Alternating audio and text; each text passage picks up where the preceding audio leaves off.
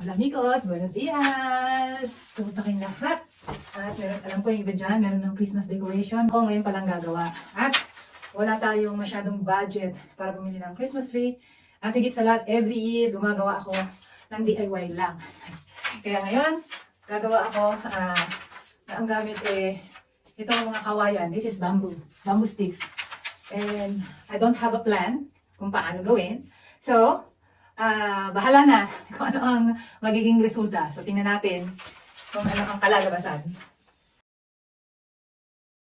Alam nyo amigos, pag retirees na, limited na lang ang mga panggastos. So, ang mga decorations na ganyan sa Christmas, luxury na yan. Kaya kailangan maging innovative at creative tayo para menos sa gastos. At mas masarap 'di ba pag tayo mismo ang gagawa. Amigos, ito po ay ang holy tree at meron po kaming 3 malalaking puno na ganito or 4 at dito tayo kukuha ng materyales para sa ating Christmas tree at decorations.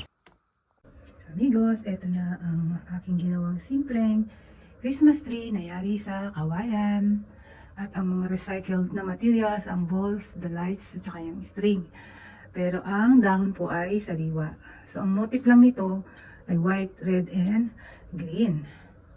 Ang height niya amigos, more or less 7 feet.